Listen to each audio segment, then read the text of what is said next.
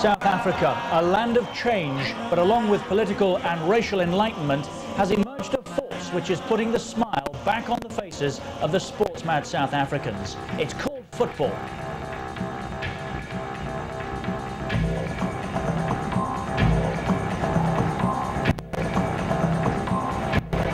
It's sweeping the whole continent, but in South Africa, football popularity has reached fever pitch, and football at club level is booming.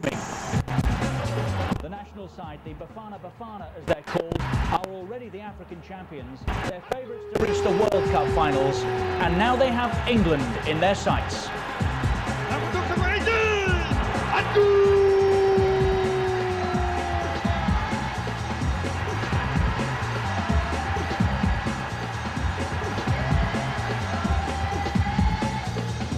It's an historic day. It'll be a noisy and a colourful day. The first meeting between these two countries at Old Trafford. We've all come to see the Bafana Bafana, the boys from South Africa. Coming up, live international football from Old Trafford. It's England against South Africa. The climax to a wonderful day from Sky Sports. And very shortly now we'll be hearing from the South African Gary Bailey, who used to play his football in Manchester. He's back home now with some harsh things to say about English football. Certainly I look at this England side and I say they've got no chance of winning the World Cup, not unless there's huge changes. And the changes they need good, skillful footballing players at the back, and they just don't seem to exist in England at the moment. More from Gary Bailey later. But is it a good 11? Yes, it's a reward for Nigel Martyn, who with David Seaman's absence through injury this year has probably been the most consistent goalkeeper in England. And the same for Keown. Martin Keown's had an exceptional season, a great defender, and has done really well. Redknapp came into one of the games recently and did very well, kept possession when we needed to. And of course we've got to see how good Gazza is at this level. But Ian Wright's an interesting one. You know, again, a great season for the little fella. It hasn't quite... 2 FA Cup medals in an 8-year spell at Old Trafford. But at 29 he retired, went back to South Africa for a life of sun, sea and soccer. He coached with the Kaizer Chiefs and thoroughly enjoyed, of course, all the wide open spaces. He's now one of the country's top television presenters, has watched football blossom in a country whose sporting background was once much more traditional. Soccer's a different game. It's a racially different game if one goes back to the apartheid past. It was played by the blacks. Rugby and cricket were your sort of better school sports played by the whites. And yet, little people know that, or very few people know that it's the biggest game in South Africa by far. It's played by more people, there's more clubs, there's more interest and what have you. It just hasn't been developed to the same way. And this is the real crying shame, is that there's certain players, like, I'll just pick one name, Dr. Khumalo, who's got great skill. Now, had he have had the same coaching that the cricket and rugby guys have had, he'd be world class. He hasn't, so therefore his technique is lacking in certain areas. So soccer is big, it's huge within Africa, certainly within South Africa. The future looks bright. Certainly the coaching's improving, the input's improving, playing against foreign countries, playing against the likes of England at Old Trafford, are all ways of improving the players' overall ability. So, you know, one can quite comfortably say that in the next 20 years, an African side will win the World Cup. And if it's not going to be Nigeria or Ghana, it's going to be South Africa. I would guess Bafana Bafana play a similar style to possibly the Italians, possibly the Brazilians. It's a mixture of the two. The Eric Tinklers, who plays for Cagliari in midfield, he's more like a Paul Ince. He gets in, he gets tackles in and grafts like a David Batty would. So that's maybe more the Italian, European influence. Mark Fish at the back is big and strong and can come up from defence. You then get maybe more the Brazilian aspect with Dr. Khumalo playing in midfield. Great creator. Although when you say he's Brazilian, he's very much like Gazza, that amazing ability to make something from nothing. Phil Masinga has the touches on the ground, but he has the English poise. He's big, he's over 6 foot, he gets up, he knocks them in. So if you look at South Africa, it's quite a nice mixture of different styles and what have you. They can cause teams problems, but generally at home where they feel more confident and where the away teams play a bit more defensively.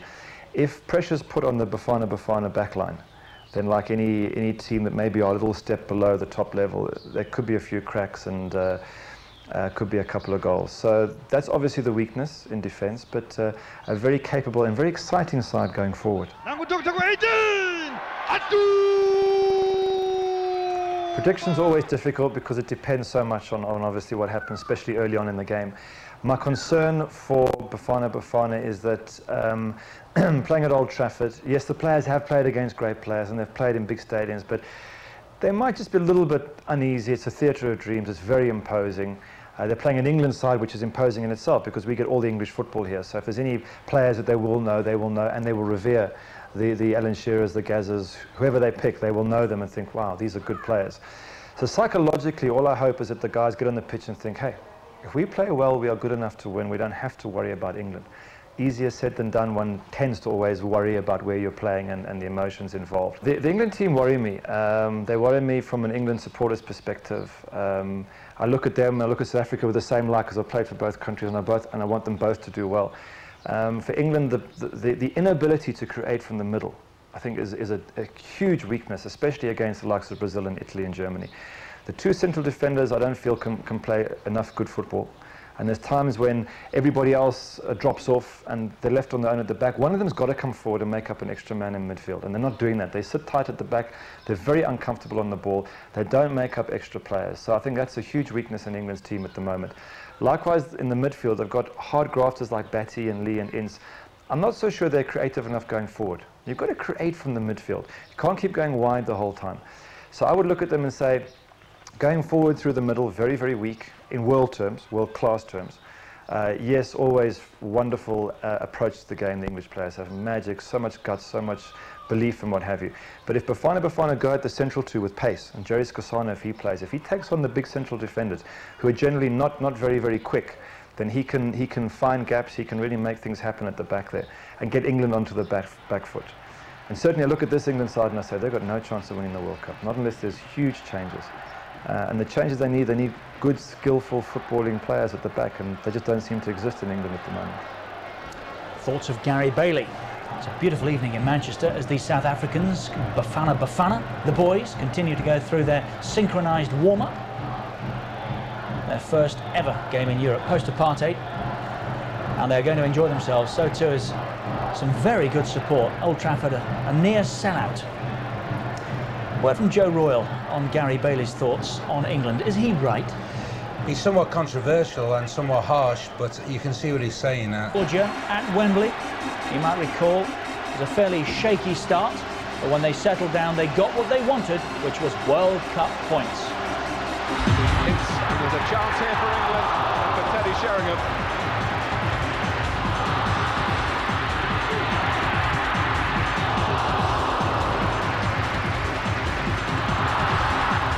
Goes near post. Oh, the ball comes off the frame of the goal to Beckham.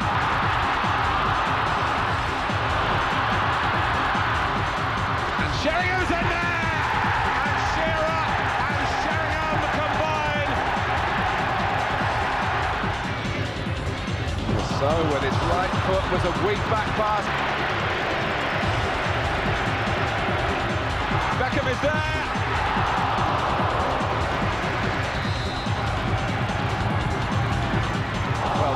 Didn't move. Taylor and Skardadze. This is Skardadze! Oh, it's straight to the top of the bar. Rob Lee looking to improve the results. Still Lee. Still Lee. And so it's it. That's a free kick. That's a free kick. He just pulls it back to the goalkeeper. It's back for Shearer. 2-0 to England. The points are in the bag now. What a hit that was. 2-0 for England on the night. Sheringham and Shearer welcomes England and South Africa. There's a wonderful atmosphere here. I know there are reasons, Joe, that England have come, playoffs at Wembley being a major one, but isn't it good to take international football games away from the national stadium? I think what you're seeing and hearing is a massive case for playing games in the provinces, because the atmosphere and the closeness of this ground as opposed to Wembley will certainly be a big advantage for England. And you would like to think, you know, what say the Italy game would have been like there. I know it's not always feasible, but it certainly is a strong case if this is the crowd and the atmosphere against South Africa. Place is absolutely buzzing. England against South Africa, coming up live from Sky Sports. Our match commentators here, Barry Venison, who we met earlier. Seasons at Manchester. What do you make of Glenn Hoddle's side? We've had to wait a while to find out about it. Well, if you look at the side, it's far from experimental. He's got a lot of experience in there. Certainly he's going to have a look at a few players. He wants to see how players gel. He wants to see how they get on together. You look at the subs bench as well. He wants to have a look at a few things. But he's got every right to. He's got a massive game coming up next week. So this is the right time and the right time to rest a few of the big boys. And do you feel there are definite candidates in today's team playing for places in next Saturday's team? Certainly, I mean, everybody's talking about Paul Gascoigne. He's been in the news for the last week. And it's his chance to stamp his authority on the game and show the whole country, you know, what he's made of, show a bit of steel, show his creativity, which we've heard earlier on, people doubting that England have got. I think that's wrong. I think with Gascoigne and the team, we certainly have that creativity. People like Jamie Redknapp, who's got his big toe on the door. We're in the company of Joe Royle. On a glorious evening, Joe. It's great. It's great. Great atmosphere, and a word of congratulations to the groundsman here, who's put a terrific pitch together for an end of the season. Not half. The Bafana are in town. So too are England. For the first time since they played at Elland Road, what was that, 1995, in that 4-team Umbro tournament. It's Old Trafford today. And just to continue that conversation, as Barry said, there's only one Wembley from a player's point of view. But if you can bring nations that are concerned about intimidating atmospheres to places like this, they won't fancy it too much, would they? I think the Italians do it. They move games, and I'm sure the Spaniards have in the past as well. When they need a big game and they have a game to win, they'll move it to the provinces where they know it's hostile. So, in your opinion, this should be the norm then, rather than just a one-off? I certainly think there's a case for it, more than a one-off. I mean, we can't take Wembley away, but this should certainly be more than a one-off. What a season for Stuart Pearce. England skipper again this evening. They thought it was all over about 12 months back. Been an extraordinary year for him. Great reception. Well done, Manchester and Manchester United. They can put on a show here, there's no doubt about that, both on and off the pitch. It's the Bafana today for England, the African champions, and there's our first sight of Paul Gascoigne. What is it, 1.5 stones lighter? 30 on Tuesday. And back on the international stage, back in an England jersey for the first time this year. Still with anything to prove, Joe? Just at this level, Richard. I mean, he has struggled in 1 or 2 of the big games, not through ability, through fitness. And I think Glenn's given him the hard word, both privately and publicly, and said that it's up to you, Paul. And there's no doubt, he'll keep saying it, he has a unique talent, and probably the most talented English international we've seen in the last 10 years. Succession of managers have tried, haven't they? Some with a greater degree of success than others, and Glenn Hoddle is now trying to get the best out of Paul Gascoigne.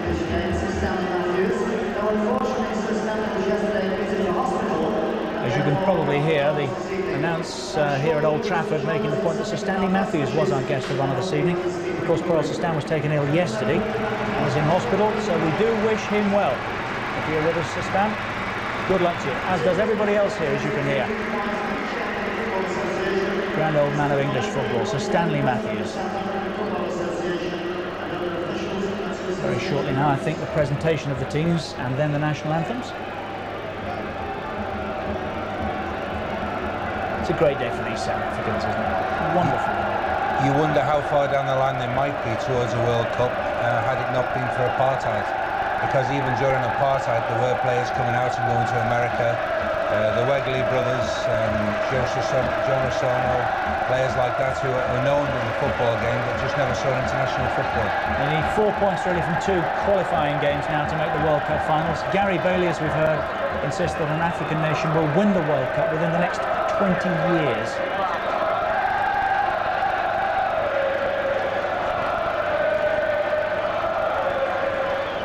Referee Oliphant there, the president of the South African Football Association, and Keith Wiseman. I'm glad to see Ian Wright get a chance. I think he's been very, very unfortunate at international level, Richard, where it's never quite come off for him, and yet he still shows that great desire to score goals and scores goals. Who knows, it might not still be too late for him. Somebody that does want to play for his country, whenever the chance is available. As we pause, as I said, for the national anthems.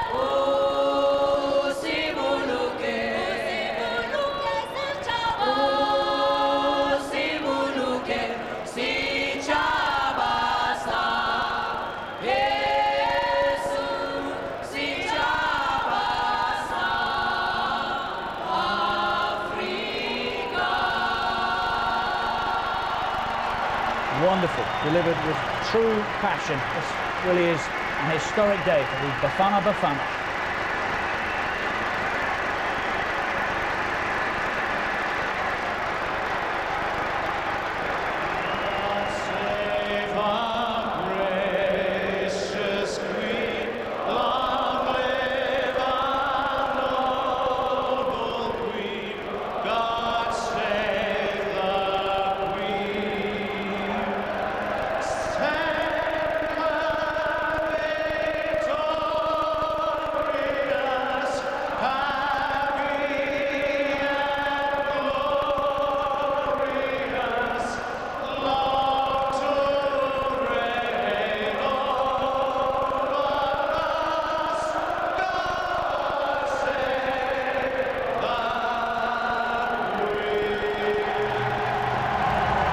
Old Trafford welcomes both South Africa and England. It's live here on Sky Sports. Our match commentators are Barry Venison and Martin Tyler.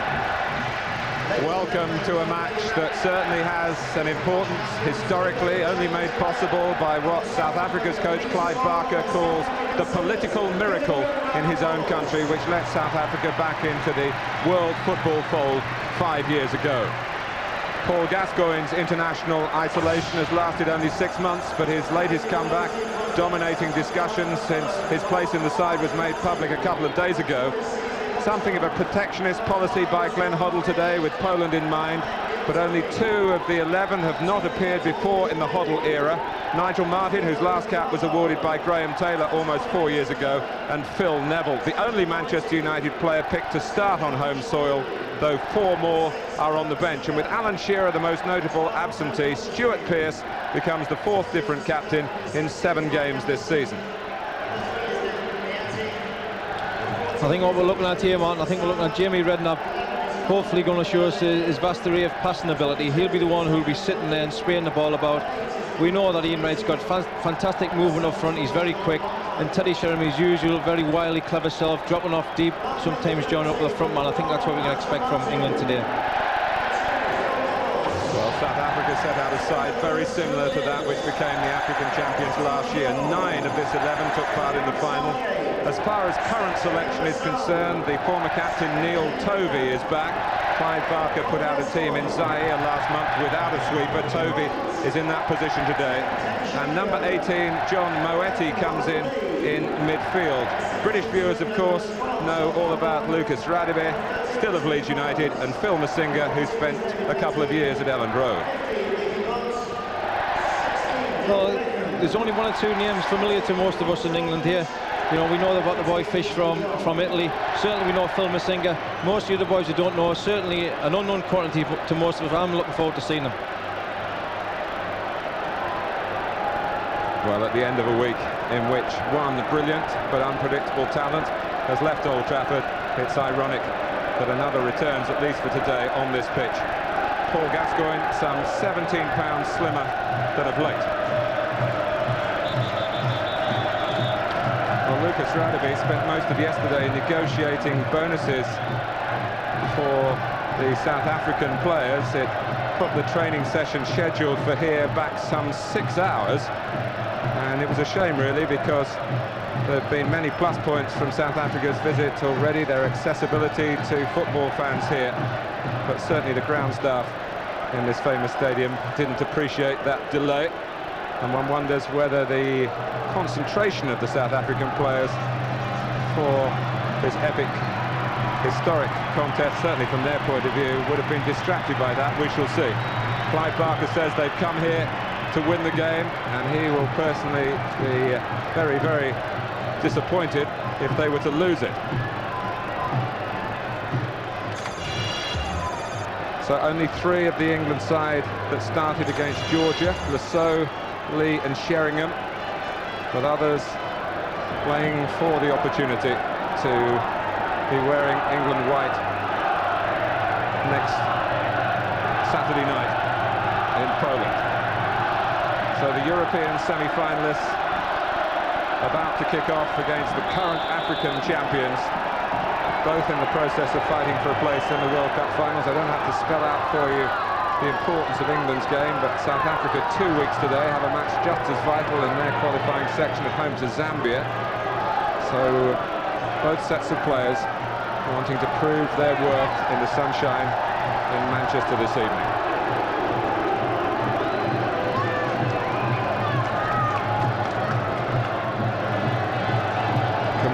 Who has Gascoigne-like status in South Africa, but being asked to work on the left-hand side in this formation today. Martin Keown looking for his Arsenal colleague, Ian Wright. Still so effervescent and delighted, I'm sure, to have the opportunity perhaps to get his first international goal in this country.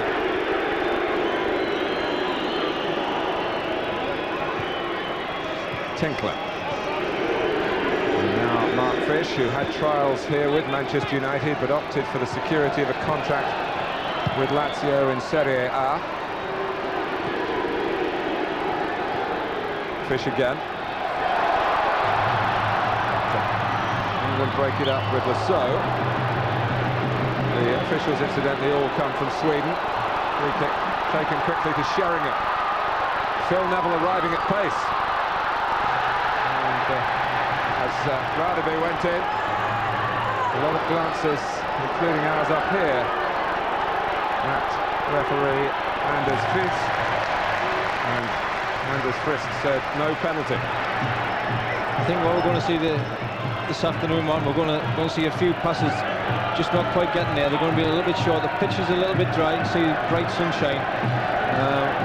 The grass is a little bit long, maybe, and I think they might just make it's going to be inviting tackles. I think that's what happened in the box there.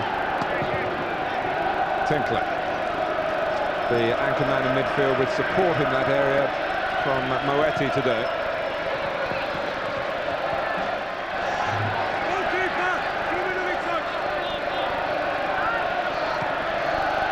Redknapp, the only Liverpool player in the squad. Rob Lee, who missed the run-in in the Premiership with a calf injury. Glenn Hoddle emphasising yesterday the importance of Lee playing today to just get his match sharpness back. There he is, trying to involve Gascoigne, and Gascoigne has made space for himself, and the crowd respond characteristically.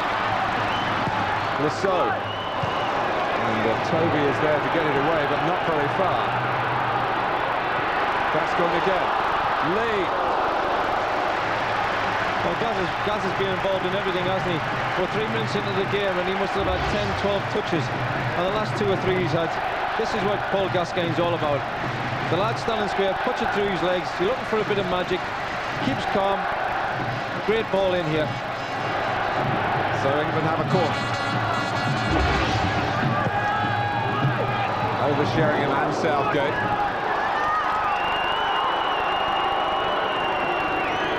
Brought away by Moeti.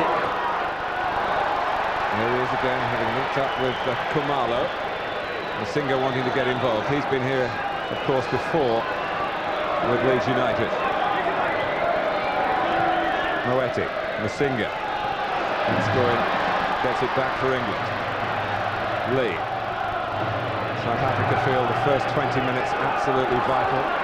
Barker admitting there is a risk that some of his players might be overawed by coming to confront England in England. Of course, so many of the South African players have grown up on a television diet of the English game and have learned to love football through what they've seen in this country via the electronic medium. Sheringham. It's a throw to South Africa. There's no doubt that football is by far the most popular sport across the South African spectrum, followed passionately from Nelson Mandela downwards. And the president, I'm sure, disappointed that the demands of office stopping him being here to actually watch the match in person. I'm sure he'll be watching the television pictures which are being beamed live to South Africa. Clive Barker, South African born, although distant English origins, from Kent, he was telling me. But he can be very proud with what he's done. South Africa with just 3 defeats in their last 29 internationals, and is so quickly getting down to business after isolation, as they have done, of course, in other sports as well. But to win the African Cup of Nations in their own country was, of course, very, very special early last year. Mshweya, who is a very talented customer on the ball, the number 10, plays in Turkey.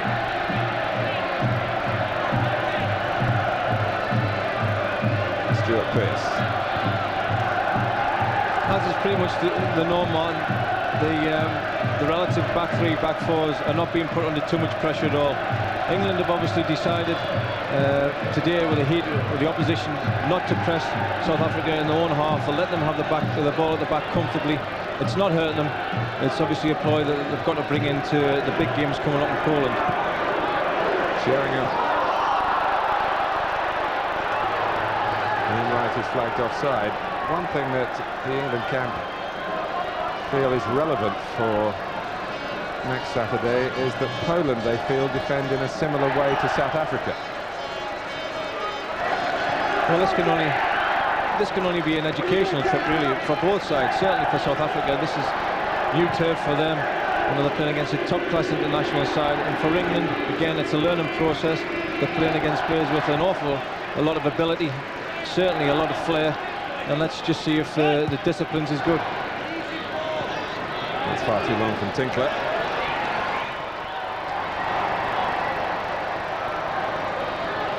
He and Masinga arrived late to join up with the South African party. He's been here, the rest of them, since Tuesday, and Masinga came on Thursday because of requirements to train with their clubs in Italy. And they're both due to fly back in a private plane straight after this game, be available for Italian football tomorrow. Well, even in this day and age, it seems remarkable that we can have problems with the football, but we have had it changed. So welcome back to Nigel Martyn, who's actually playing his first international in England. 3 caps in Graham Taylor's time as the international team manager, but an excellent season, his first for Leeds United.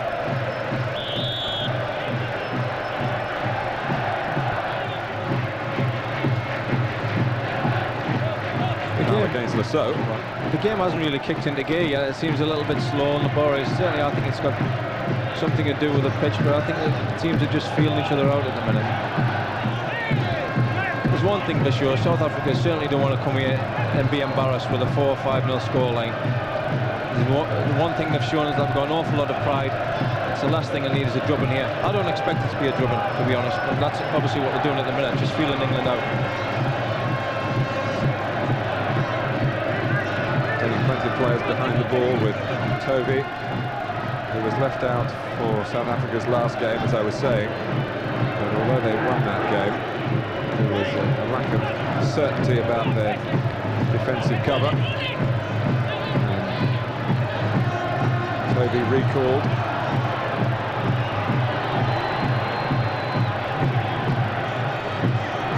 Not his captain. It's honour at the press again with Radebe.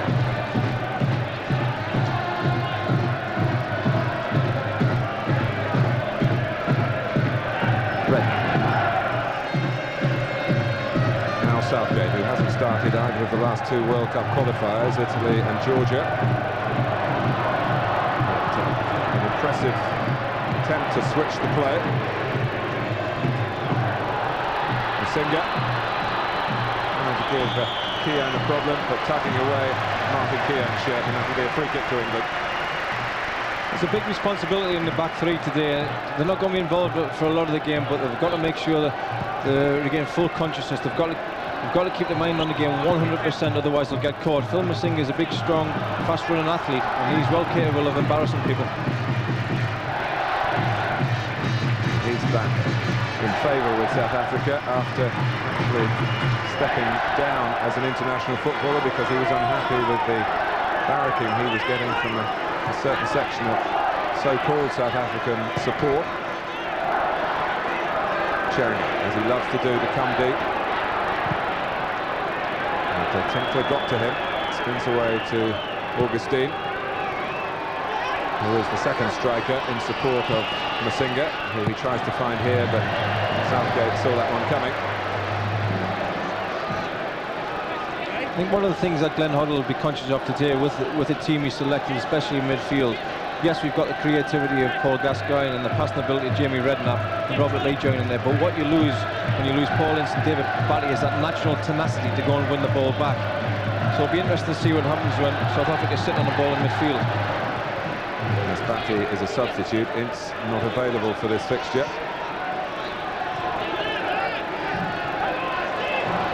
Lee, Sheringham, and Ian Wright is onside.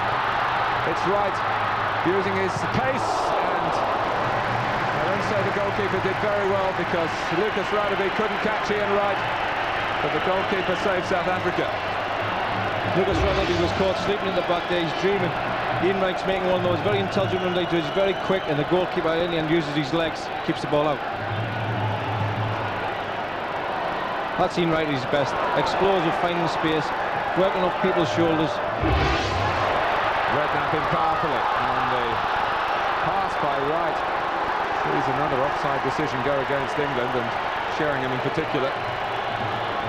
The lads at the back, the South African back three, having a bit of a gamble at the minute. I think they're getting the odd one or two right, but they're going to get caught, as we've just seen with Ian Wright.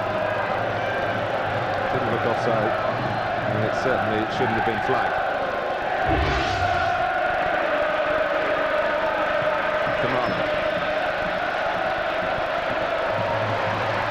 Stuart Pearce coming across. Hasn't played too much football recently. And now Nottingham Forest player, no longer player-manager. Kamala. Mark Fish moving forward.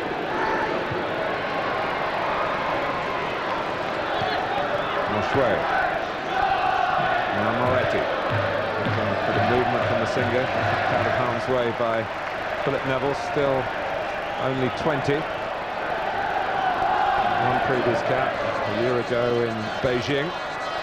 Much closer to home for his second appearance for England.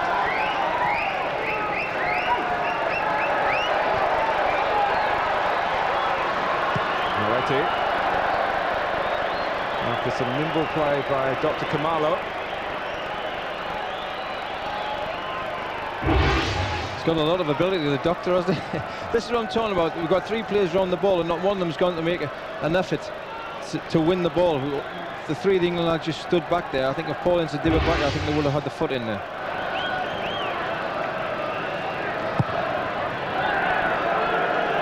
Some problem for Sheringham, but he solved it to link up with Wright. And the pass behind Lee, who was hoping for something a little bit more incisive. Gascoigne going in. Paul Gascoigne has been using the end of season testimonials to help improve his fitness. He's played in some 7 of them in a couple of weeks before linking up with England.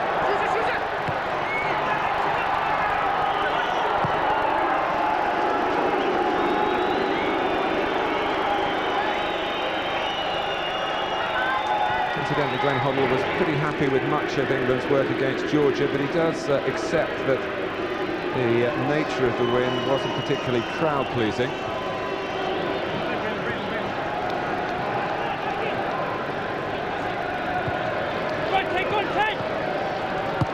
Fish. Making some good progress there with a very sharp turn. Rob Lee having to work back. Fish looking for a quick throw. Now gesturing to Masinga to get further away. So that Masinga can flick it on, but he was stopped from doing that by a good leap by Pearce. Sheringham selling the so short. Slow beaten to it by Keown. Now Lee. Now England with a counter-attack with the sharp running of Ian Wright again, but once more, as you can tell from the crowd's noise rather than the pictures you'll see, they saw the offside flag long before Wright did. Just slightly too early there, man. It's a great run again. Jimmy Redknapp's picked him out, but he's just went a little yard too early. As the ball's played, he's offside. And he's so thrilled to be involved, Ian Wright, written out of the Euro 96 script after a happy time against Romania in October 94. He's not started for England since then until today. All the while, he's continued to bang in the goals for Arsenal to keep his name in the frame.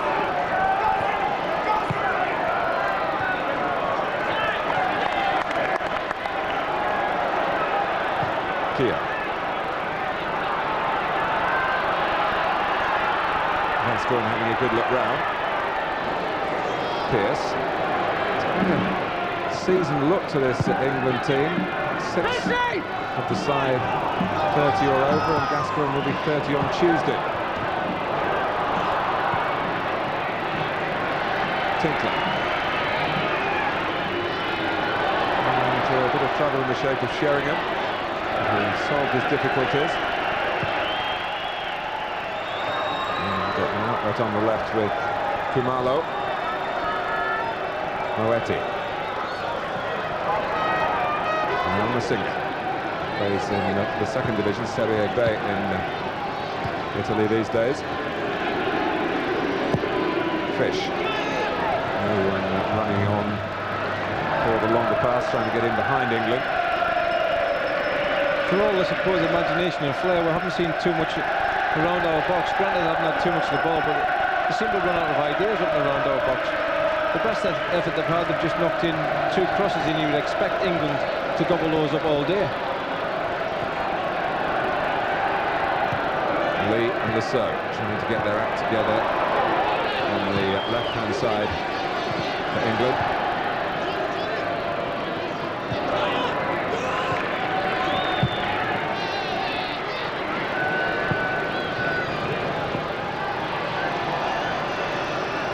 Just sat up a little bit for Tinkler, and he just had to whack it forward to avoid being caught in possession.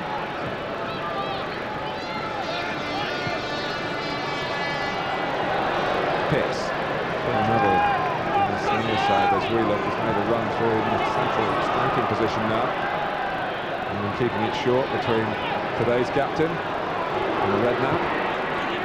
Now Wright.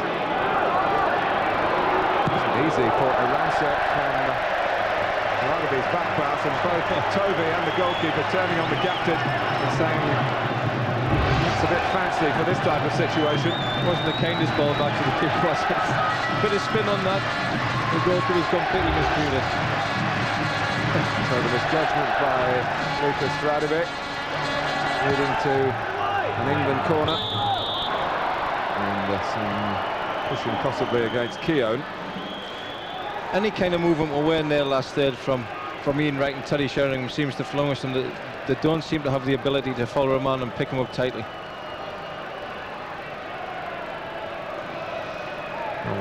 Glenn Hoddle enjoying this period of the international season to have his players together for the best part of 3.5 weeks. 5 games, of which this is the first. The result in Poland is the main priority.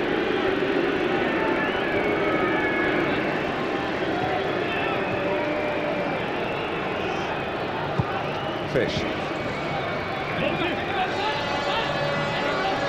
Tom being harassed and then losing out to Lasso and fouling him. He plays in Spain with Tenerife. He's the UEFA Cup semi-finalists.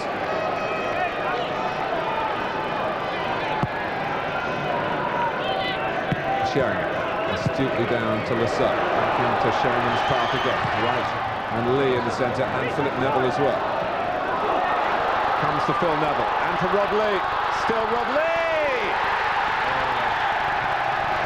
Well, they didn't quite get through the first 20 minutes, South Africa. That's the period they were worried about. And in the 20th minute, Rob Lee gives England the lead. You could see this coming. They're not very comfortable at the back. It's not the best ball in by Teddy Sheringham. Phil Neville does it superbly well. Rob Lee gets a little bit of luck and a fantastic strike. 2 players on the line can't keep it out. We expected Robert Lee and Paul Gascoigne to join up, and that's exactly what Robert Lee did. He's playing on the left side, he's ended up inside right, he's got himself a great goal. So Rob Lee, who scored on his England debut 2.5 years ago now, gets his second goal for his country. And it's England 1, South Africa 0 at Old Trafford. That's a great boost for Rob Lee, because there's one thing he's done for me this season. He's definitely worked on his defensive duties with Newcastle. It's much more Terrier-like now. He doesn't join up as much as he'd like to, much more disciplined. And for him to make that forward run, he gets his reward. Gascoigne. And who is it making the forward run again but Robert Lee? So, and Phil Neville is free. The height of the cross really determined the effort, but he's beginning to get into it as both wing-backs on the charge forward for England. What they're both finding is there's inside left and inside right channels that are just completely unmarked. That ball's just slightly too wide, otherwise Phil Neville's making it 2-0. But there's oceans of space down the inside channels.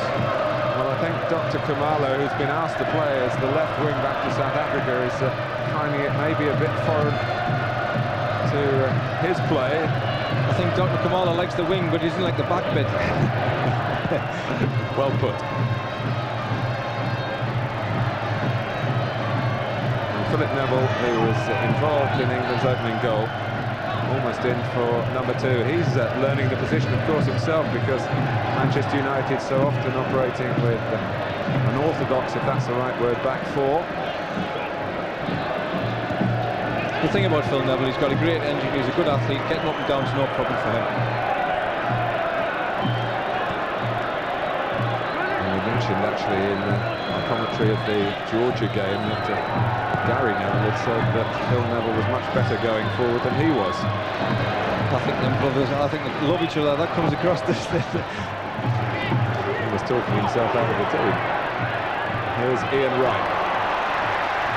Gascoigne. Space for Wright, and Philip Neville's there if required. Ian Wright can have a think about it. Doesn't think for too long because Philip Neville's in the right place.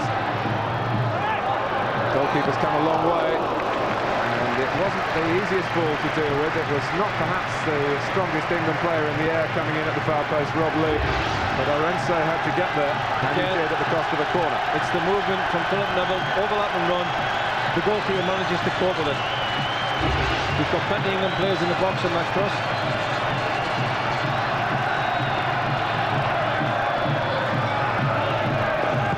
Gascoigne with the corner this time, met powerfully away by Masinga. Pearce to clip it back in, and Teddy Sheringham was... I think it was Ian Wright, actually. Ian Wright stood in the middle. He was certainly in offside position. I'm not sure about Teddy Sheringham.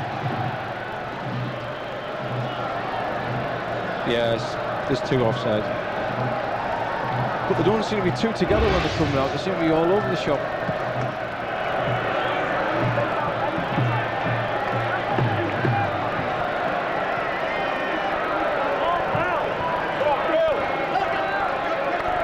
South Africa can point to playing against Brazil not too long ago and being 2-0 up before losing late on 3-2.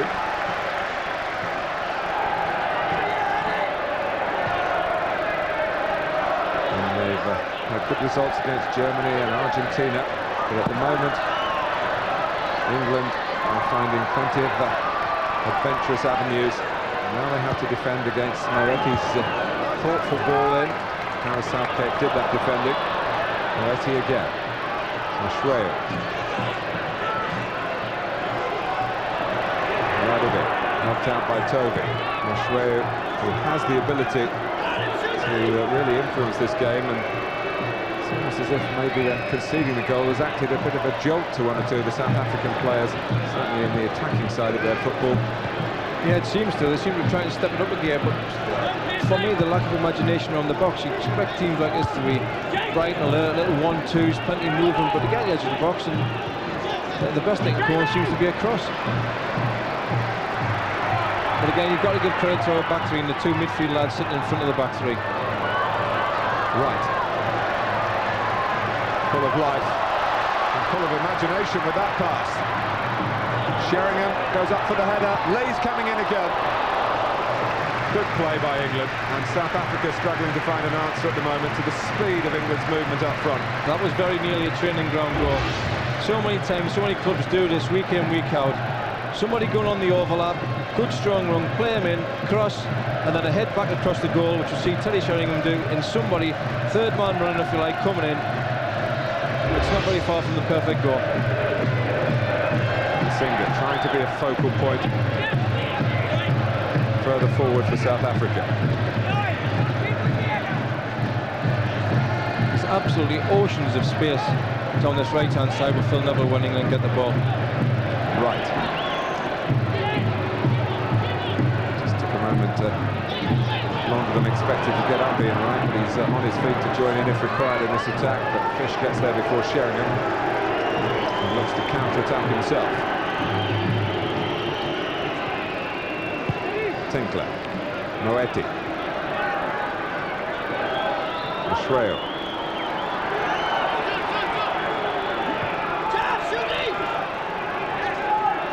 Mashreo again.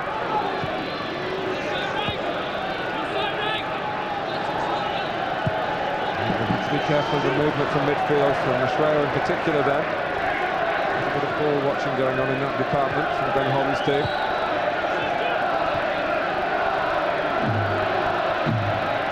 Kamala. Masinga. England do a very good job of keeping South Africa in front of them, playing across them all the time. That's not too much of a problem, but the one problem you just touched on it there, Martin, is as if the little lad Mashreo just sneaks in behind Paul Gascoigne and Jamie Redknapp. He down between the two centre-halves. He's the one who could cause problems. Luckily for us, they're not finding him at all at the minute. Well, Clive Barker, not surprisingly, has made a switch, and he's brought Mataung to play on this side, where England have had so much thrust. And Khumalo has gone to try and keep tabs on Graham Rousseau, which he might not find too easy either. Gascoigne surging through the centre. Toby's pass bounced a lot of Mashreo, but he responded to the difficulty admirably. Radebe. And now Khumalo wanting to get involved in the game as a creative ingredient. Tinkler, there's no one on the right side. He had a look there, expecting to see someone. And Khumalo had been there in the centre. Mashreo. Remember, South Africa are not a side used to losing, and they're looking to find a positive response here. And Lesotho has to concede the corner. A bit of good possession there for South Africa. They're knocking it around. That's what I expect to see more. Kicking the ball in midfield and switching play and coming across.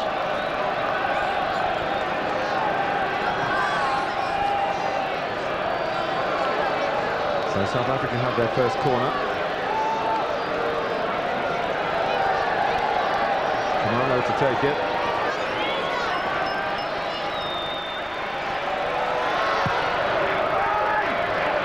Masinga got to it. Well, maybe it was Tinkler in there as well, but they were both challenging for it, and there was nothing coming off the contact. I think you'd be very surprised if it was Masinga's header. Let's have another look at how England took the lead. Yeah, Rob Lee's a little bit of luck there. He's done the boy, keeps his head down, doesn't even look at the goal, knows where the goal is, strikes it in the far corner. I'm pleased for Rob Lee. Khumalo, so a little ambitious in the circumstances and in that part of the pitch. South Africa got away with it. Fish. South Africans more in control of their World Cup destiny and qualifiers than England are at this stage of the campaign. Khumalo, Masinga made a good run, was well found, and England almost getting in each other's way to clear it. Masinga lacked a little bit of support there. Anybody following in for the bits and pieces for South Africa might have found himself with an equaliser. Well, for the last 5 minutes, South Africa's enjoyed a great deal of possession around our box, 30 yards out, and they're looking for that little slip ball through. That's the first time they've achieved it. Masinga, a little bit better touch, he might have been on the swivel, and then a shot on goal. Ian Wright is the England player in need of attention. This is the ball on top, just poked through. Masinga's got him behind. If he gets it's a good block in the end. And just a shortage of numbers for South Africa following in there. And that's how Ian Wright was caught in the tackle with Tinkler.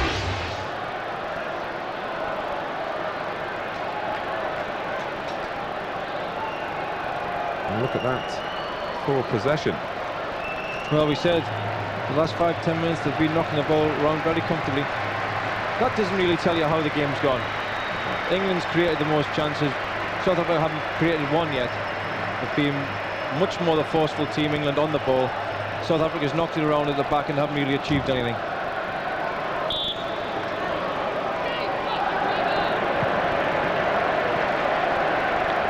And then substitutes warming up, including, of course, Andy Cole, who might be particularly concerned about the state of health of Ian Wright at the moment.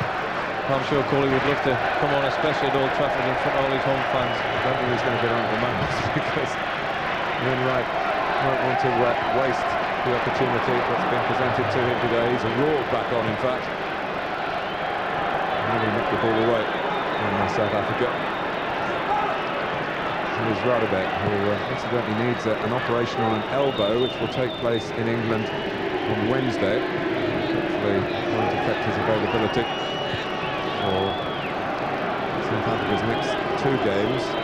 Both at home, a friendly against Holland, and then a crucial World Cup match at home to Zambia. 2 home games to come in their group. 4 points, which is they will be enough. 2 wins will make absolutely sure.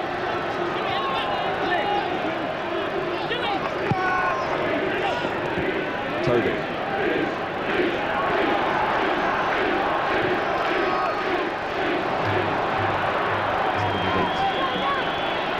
Wasteful by Paul Gascoigne then, but he's got the ball again, so appropriate reaction from the crowd.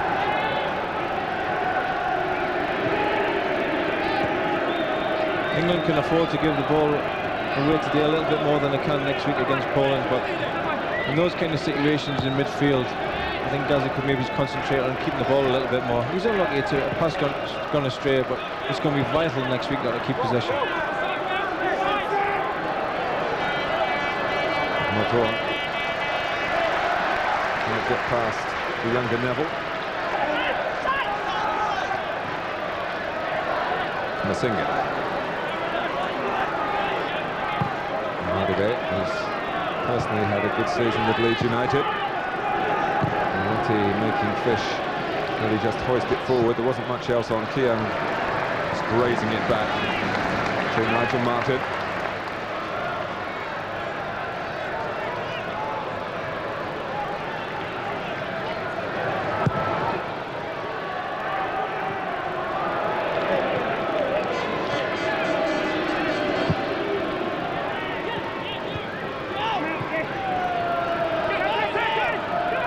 Gascoigne.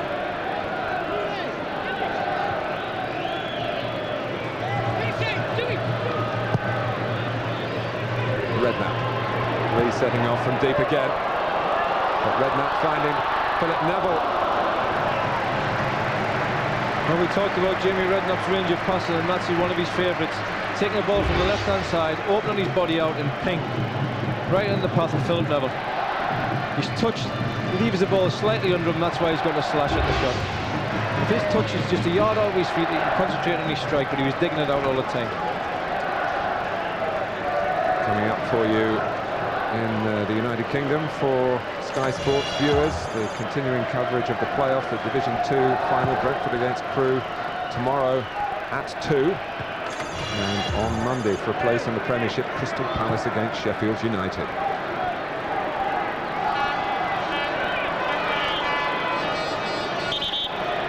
South African free kick with 10 minutes to go to half-time.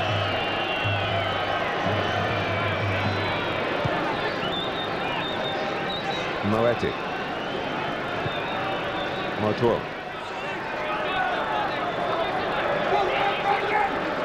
Singer calling for the ball to use his undoubted aerial ability. Lee looking for the undoubted sprinting ability of Ian Wright. No foul, Wright's cross, and it's smothered by Ramsey. Maybe he's just picked the wrong option there. Paul Gascoigne's made a barnstorming run to the far post, and Teddy Sheringham's run back to 2 defenders in.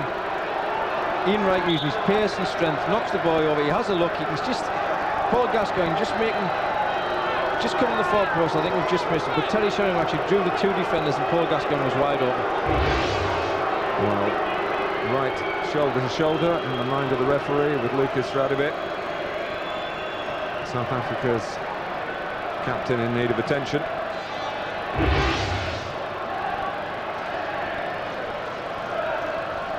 Awkward fall. There's one thing for sure, he wanted the ball, didn't he? He wants to play, doesn't he? He certainly does. He's never disappointed when he's been in an England shirt or an Arsenal shirt. I'm a big fan of Ian Wright. I think he's a wholehearted player. I think he deserves his chance in England too. Of course, his first international goal was the last time England played in Katowice. An important one, it seemed, only for England then to lose a few days later in Oslo, and again not qualify for the '94 finals of the World Cup.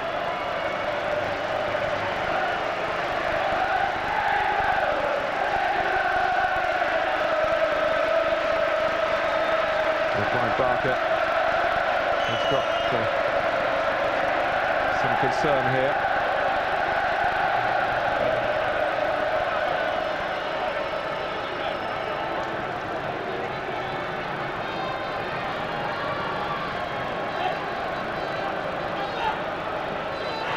Fish.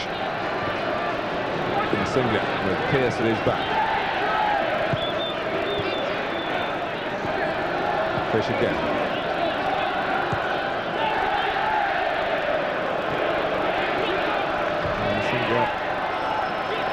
Times when he's really on his game can be quite clever on the floor,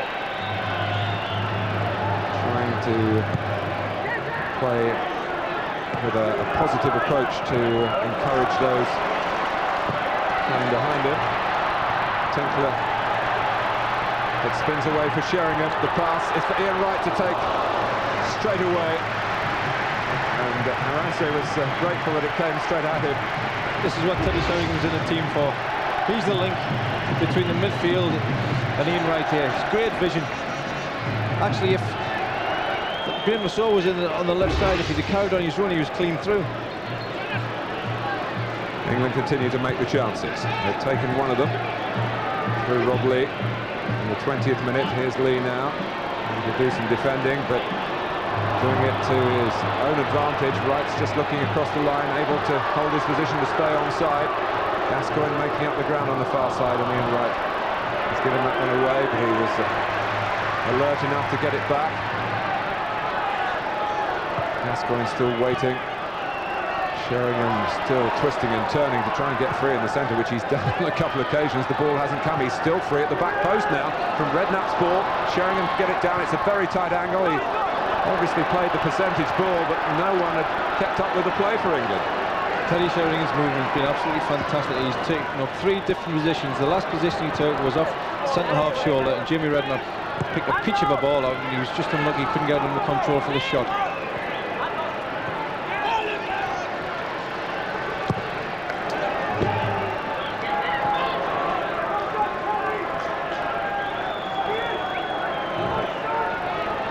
England's attempts more meaningful than South Africa's.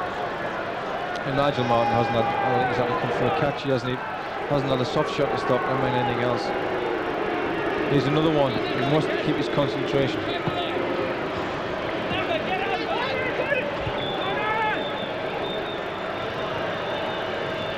Radebe is back on. And Gascoigne's wondering where the ball was. Fish has got it. And he too is trying to set the right kind of example. One of the senior members of the squad, not in age of course, but certainly in the nature of where he plays his football. The difference there was, man, that he didn't have anywhere to go because Philip never, he's tracked more tongue back and he's got nowhere to go. Moshwea. Be a real artist in South Africa's midfield, on from Tinkler, who's more of the artisan but plays an important part as well. Moton.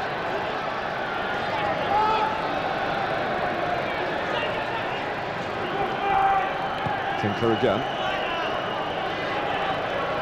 Moeti, who's normally a member of the supporting rather than the starting cast, but given the chance on this big stage. Khumalo, Moeti, coping reasonably comfortably, and then likely event of Sheringham being a bit sloppy. He just tried to lay it off into Gascoigne's path. Tinkler, who fancies himself from long range. It's a good effort, good clean strike on the ball. Nigel Martyn saw it all the way. Been very surprised if that would have beaten him. England have been very patient in defence. They haven't dived in, they haven't given away silly free kicks in and around the box, around the edge of the area. They seem quite comfortable. There's only that one time when Phil Masinga just nicked in behind.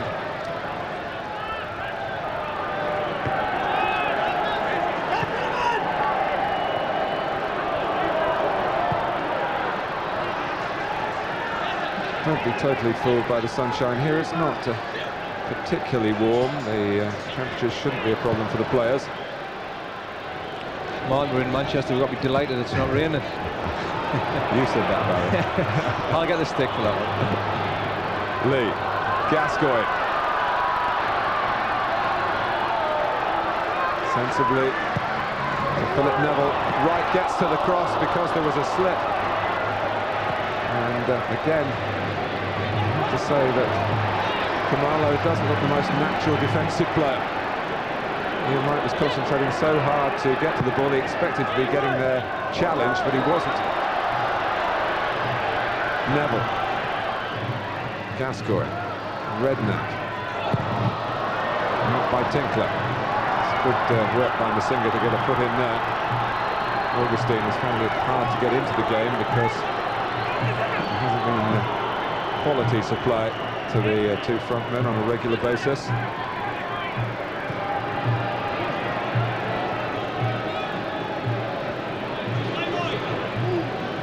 Moshwea.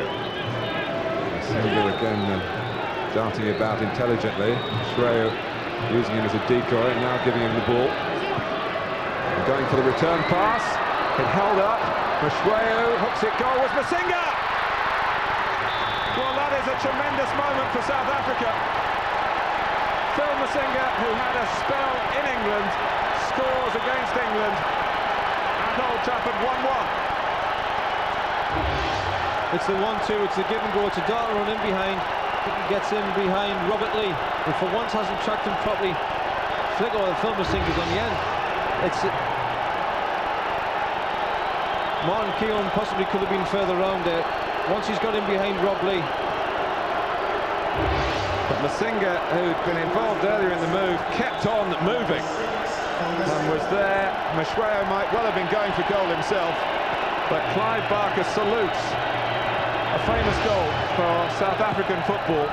Phil Masinga, their top scorer of all time. Well, that's 5 years, isn't it? But it's his 11th international goal. Back come England. In goes Sheringham. We've had by far the more better chances, but that's international football. One attempt on goal, one reasonable attempt on goal, and it's ones each. Glenn Hull will be very disappointed. Just right before half-time. They're not disappointed, are they? They're absolutely thrilled. And we shouldn't lose sight of the sense of occasion here in Manchester this evening. Toby, and what has happened in South Africa in recent times to make a football match like this possible. But Radebe losing his balance, losing the ball to Gascoigne. Sheringham couldn't take it with him. Graham Lasso is well forward. Radebe's header only as far as Philip Neville.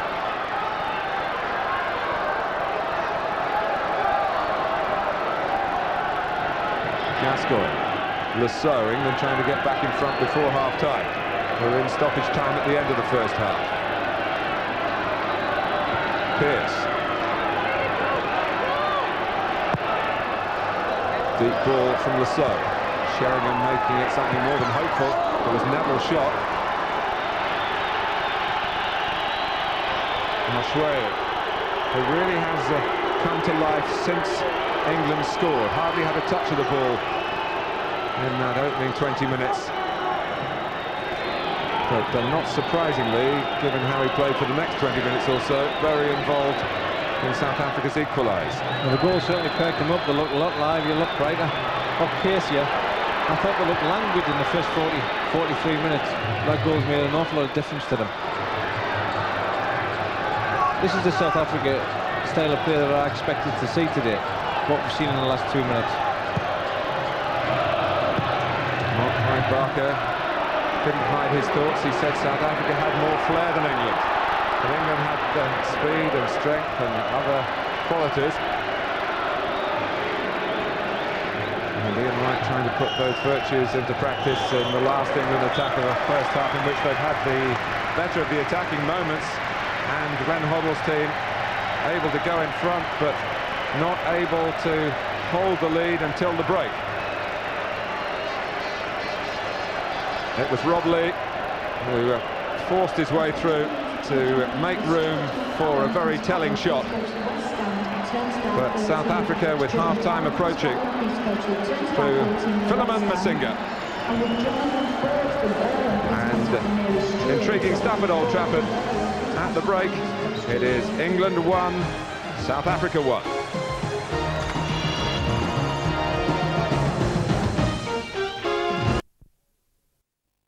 On level terms at half-time. Well, no, I'd rather see England in front, actually. I think it's a great day. Thoroughly enjoying it, the Bafana Bafana. The boys from South Africa. It's one apiece as we rejoin Barry Venison and Martin Tyler. Thank you, Richard. No substitutes for either side at half-time. So England had been moving in fairly straightforward fashion towards the half-time break, perhaps wondering whether more could have been made of the opportunities that had come their way. Gascoigne and Redknapp having a little discussion there. And then Phil Masinga striking to give a different slant to the contest. England have never lost to African opposition. This is only the 8th meeting. been one or two close calls in the past. Of course, Cameroon in Italia 90 perhaps being the best example of that, when the better side lost and England won. Well, they've certainly brought plenty of colour to the stadium tonight. I'm more colourful than one of my dodgy ties. So South Africa start the second half. Here's Tinkler.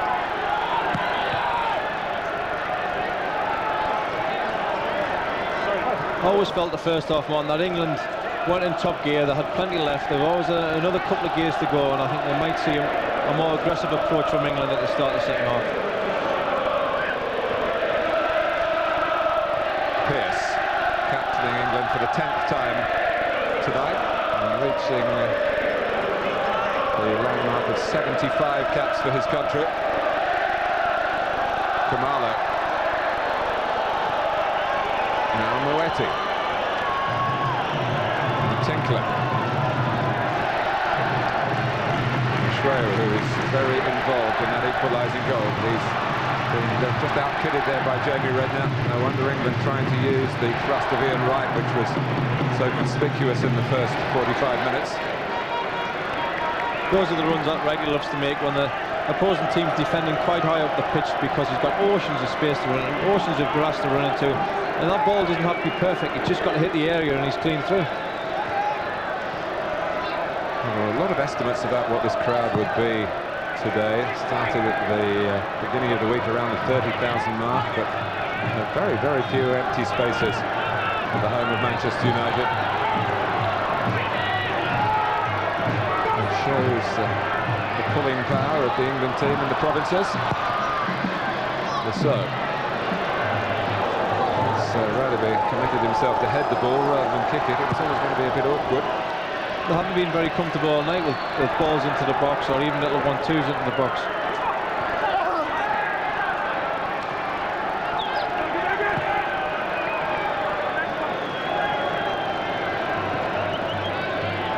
They've certainly started brightly, haven't they? They're full of confidence at the minute. It's obviously perked them up, that goal. Fish. Khumalo, much happier with the ball at his feet in opposing territory than he is marking in his own territory. Fish, and well, it wasn't the right end product, but nonetheless, to back up what Barry Vanison was just saying, brisk start to the second half for the visiting team. This is one of the central defenders coming forward and trying to whip in the ball, poor cross, but I think we'll see a much brighter South Africa this half. I think Joe Roy was right at half-time. Sheringham. Right, reading the angle of the flick, but not controlling the ball. One noticeable feature of the game so far is the grass nature of the pitch is not really allowing the ball to be passed about zippily, as players love to do so. And even on the equalising goal, it seemed to just stop as Nigel Martyn came out to try and grasp the ball. Yeah, I actually think that hinders England's play. We're used to the ball most of the season. We have a greasy surface, zipping it around, getting the pass knocked into feet. I think this surface suits the South Africans a little bit more. It's a poor clearance by Toby, a good pass by Gascoigne. A loss of concentration by Philip Neville, who was looking up to see who he was going to find in the centre before he'd actually mastered the ball. And he was very well spotted by Gascoigne. Just what we're talking about. Paul Gascoigne's got a great position, doing what he does best, running at the back 3-4. And Phil Neville, on a normal pitch, if this is a slick Old Trafford, he doesn't have to look at the ball. He just took his eye off the ball and it's bobbled up and went out for a goal kick. Morense, in the end, and his fellow defenders very relieved about that, because England have worked a good position, as they did certainly enough occasions in the first half to have got a grip on the game. That hasn't happened as far as the scoreline is concerned. There's Oshweyu and Singer. There's a clever pass to him by Khumalo. Fish going in. Toby. They're asking a few more questions of the England back four, back five, back three, whatever you want to call it, with the two wing backs. But that's the first time they've actually played the way through and got in a crossing position. Redknapp. England accused in one or two quarters of being a bit one-dimensional in midfield against Georgia, with the aggression of Ince and Batty and the running of Rob Lee. With Gascoigne and Redknapp to pass it. Maybe they're out of balance in the opposite sense in this selection. We knew it was going to be certainly not an experiment on the side, but Glenn Huddle wanted to see how certain players gel together. And I think what's been rammed home in this game, you certainly need a good, strong ball winner in there, somebody who's aggressive and naturally tenacious to go and get the ball back for you, because you can do absolutely nothing without the ball. Spoken by a fine ball winner yourself, I may say so. I'll take that as a compliment, thank you. It's meant that way. Here's Gascoigne. Lee. Gascoigne. South Africa closing down. And still allowing Gascoigne to turn and use Redknapp. So is hanging this near touchline. Redknapp wanted to keep the movement going from right to left. Pearce able to join in. Not quite deep enough for Sheringham, and a bit too strong for Ian Wright. South Africa at the moment finding it hard to get it out of their own half though. Gascoigne.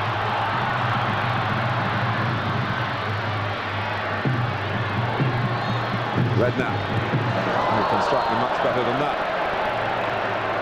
Yeah, he's a fine striker of the ball, and that wasn't one of his best. England have got 3 men in the box here. Jamie Redknapp just outside. He's obviously picked the wrong option, but it's encouraging that England are getting men forward. Barry, what do you make of Paul Gascoigne and this dramatic loss of weight, almost like a boxer getting ready for a special bout? Yeah, it's not the first time we've seen Gazza do this. He does tend to let himself get slightly out of shape, and then he goes hell for leather to get him down into fantastic condition. When I was involved in the England squad, his condition was superb. He had that six-pack on his stomach. Peter Andre would have been proud of it. The condition he's in now, I'm sure, is the condition that Gazza would like to hang on to for months rather than weeks, or even years, if you like. It's his inconsistency, I think, and being able to stay in top condition that lets him down slightly. Khumalo is off the pitch, looking rather rueful. He's back on now.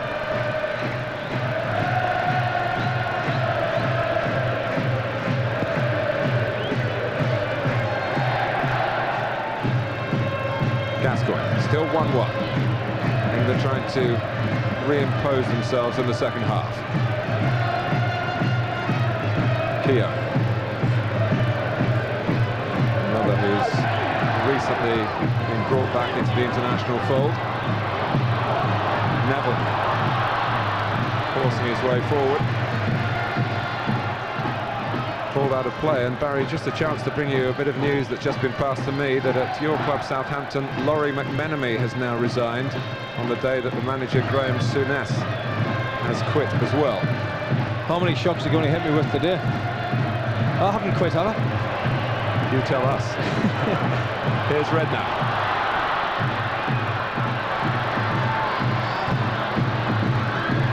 So I think what the South Africans have managed to do at half-time, they've managed to get themselves together and shut down the way they were being exposed the first half. Down the inside left and the inside right channels, they've actually got people who's tracking our wing-backs back now, and it's closing those spaces off. It's making it a little bit more difficult for us to find the space.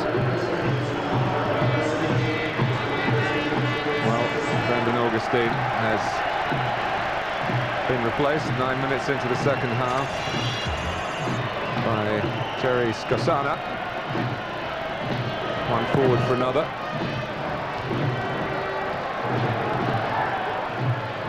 Masinga. And looks a little bit high, the challenge on Redknapp, who's still on his haunches. Tovey. So nicking it back for England as he was fouled by Fish. Yeah, Jamie just took a knock there as he went in. He actually went in a little bit sideways, Jamie. I don't know. Well, of course, one reason why Glenn Hoddle has changed the England side so much from the last international against Georgia and from the expected lineup against Poland next week is because of the risk of injury today. And Jamie Redknapp was shaking his head rather ruefully. I don't think it's been a particularly physical encounter. Certainly, if anything, we've been stronger than physically, and you expect the South Africans to come out, be bright on the ball and also be strong on the ball. We haven't seen too much of that today, but when the 50-50 challenges have been there, we've won the majority of them. Well, with Redknapp on a stretcher, can I just take you away from here to Southampton and ask you for your reaction to that second piece of news? And it just seems from our point of view that, well, there is some lack of funds being the main issue there, that the two main men behind the scenes have both quit today. Well, they did have a good working relationship, Graham Souness and Laurie McMenemy. I think it was as big a shock to Laurie as it was to anybody else that Graham's quit. Obviously he's had to think about it, and maybe the future wasn't looking too bright in his opinion, and he's left it. It's Sheringham, and the player who scored in each of his 3 games for England this season, trying to keep that run going, but he didn't connect cleanly. It's a very straightforward ball in. Telly's took a well in his chest, hit it with his left foot. He hasn't made too good a contact.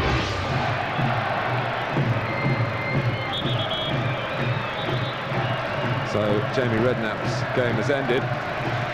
And David Batty comes on. I think Jamie Redknapp's played a good, responsible, mature game, but I think this is exactly what England needed. A little terrier, a dog. That's not doing David Batty justice, because he's a lot more than that, but he is a terrier in midfield, and he is very capable of winning the ball back. Those are the best of bounces for Orense. And that's Lee! Fastening on to the ball as it was knocked down into his stride. Rob's very good at reading these situations. He gets himself in a lovely position, tries to get in the half volley, and he's blasted it over the top. But that's Rob's strength, joining up with the front two and picking off the positions and finding gaps and getting shots on target.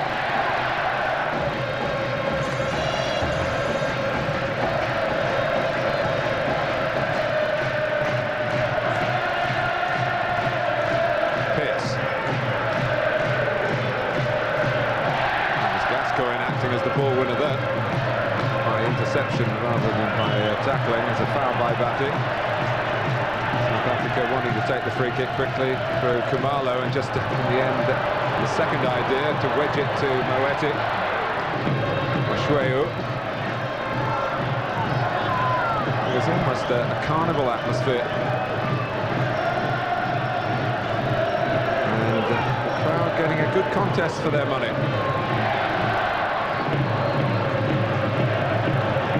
Back to Martin, who has a similar sort of problem to the one that faced Orense a minute or two ago. Gascoigne. Batty, Sheringham, right setting off, away from the player with the ball, and Neville too down that right-hand side, but it goes left to Lasso. Phil Neville still in the middle. Again, maybe just the wrong option by Graham. So Teddy Sheringham played the ball and then peeled right around the far post, and nobody had picked him up. Gascoigne.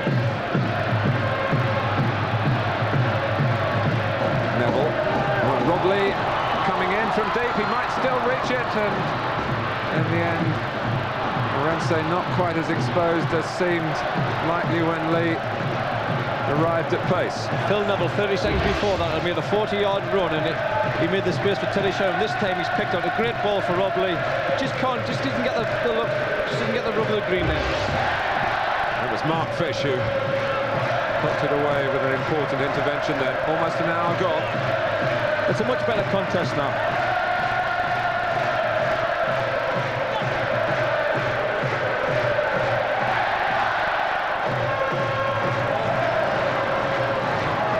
Right. Through off Khumalo, Tinkler's header. It's almost as if the supporters here in the northwest, and I understand that a lot of the sales for this match have come reasonably locally, as if they want to show the Wembley regulars what an Old Trafford atmosphere can be like for an England international.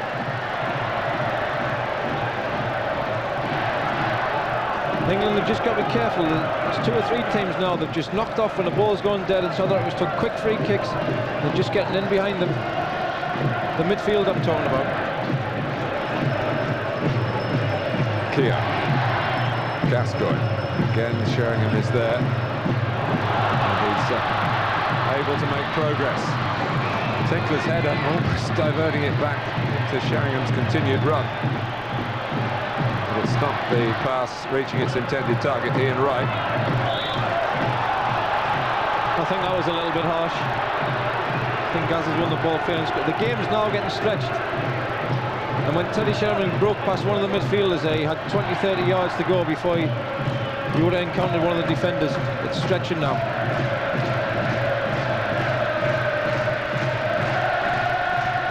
Well, Khumalo dropped straight to the ground, but he's recovered quickly.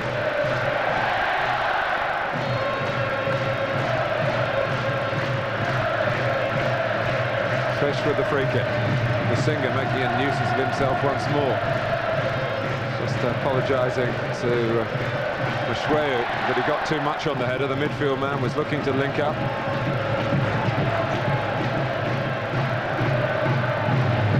Sheringham. Right, nicking it away from Toby. Sheringham near post, Rob Lee behind him. Oh, it was a gallant effort. The cross, in truth, was always going to be just too high for Lee.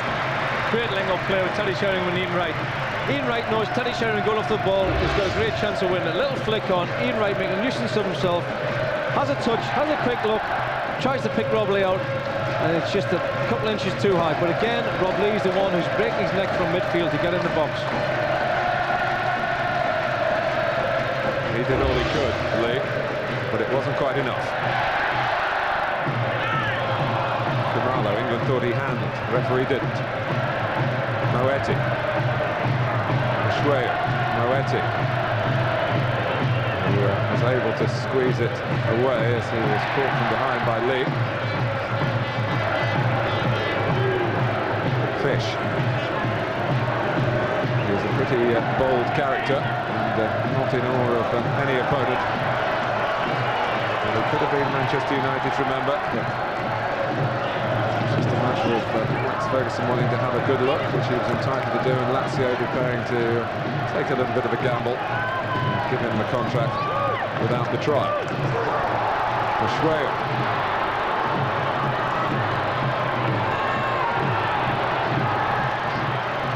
Cleared by Southgate. Mike couldn't hold it up. Nardi took it from him.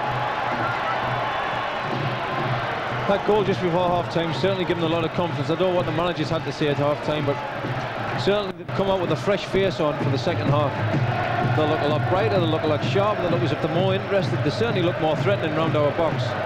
He's got buckets of enthusiasm, Clive Barker, and he's trying to radiate even more of that to his players who have shown much more in the second half what they're capable of.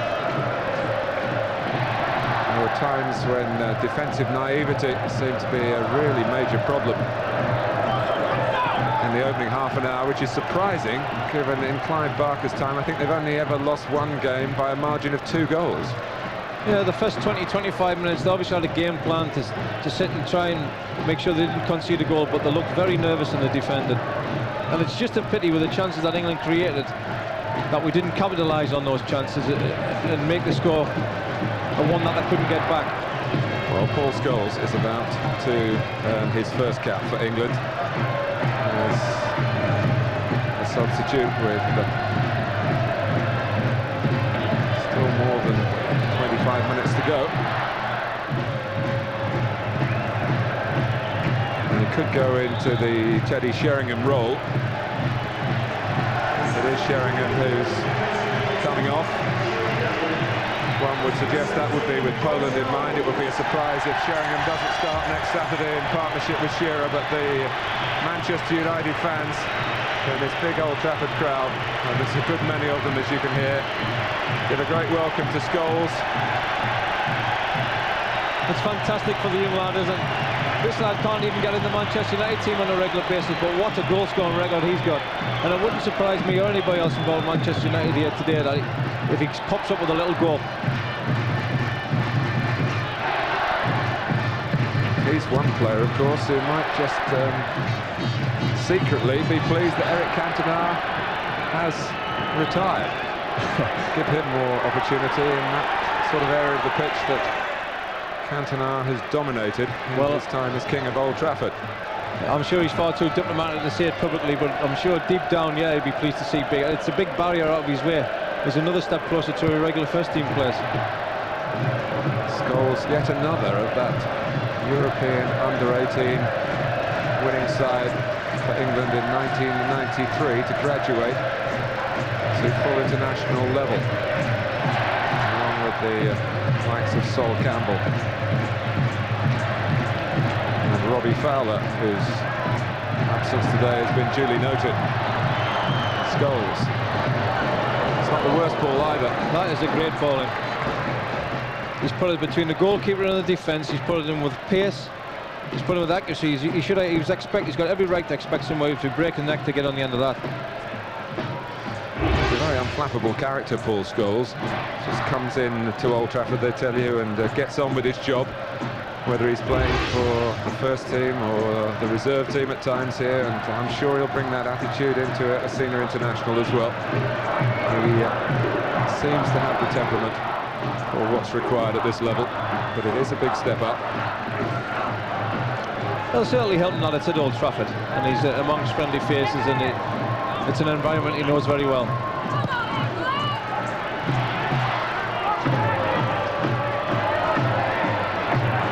Right.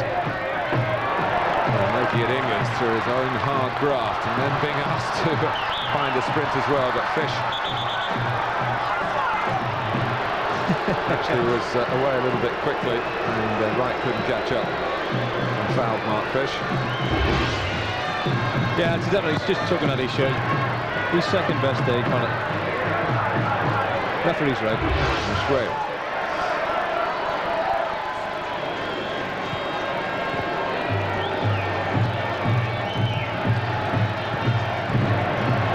Scholes with the interception. Batting. Scholes again, getting plenty of touches in his opening minutes as a full international. Keogh.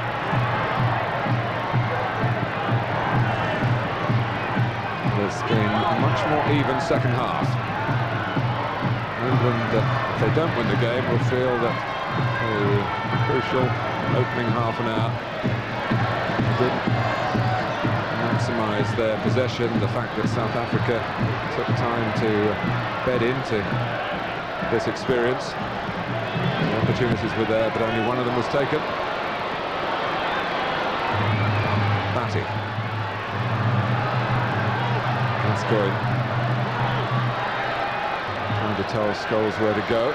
Batty clipped by Skasana. England are finding it difficult to find space because the South Africans are not as strung out as they were in the first half. They're much more solid and much more compact. The cheers for another Manchester United arrival. David Beckham replacing Graham Lasso, another who could expect Lasso to play next Saturday. Beckham will be hoping to do so as well, and he comes on at a free kick. But he's got to fight Gascoigne for the right to take it. Bring on the special teams, eh?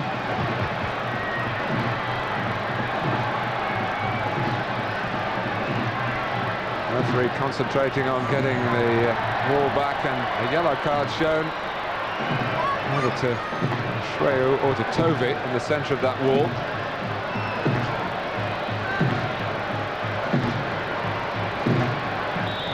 Well, just over 20 minutes to go. It is Gascoigne who takes it! And the goalkeeper was struggling there, Arenze, to reach it, but reach it he did because a corner's been given.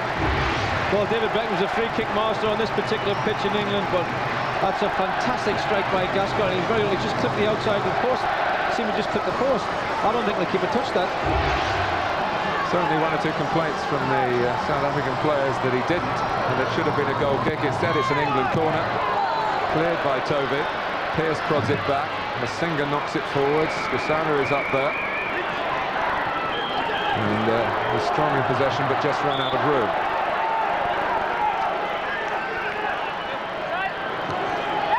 But it was as close as England have come in the second half.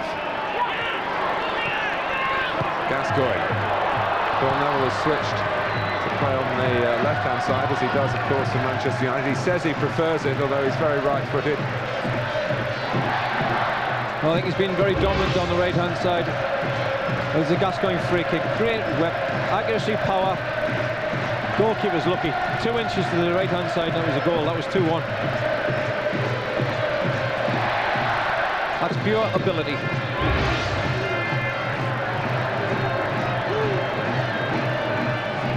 Still well ahead on attempts at goal, England, in a match that is still being played at a strong competitive tempo.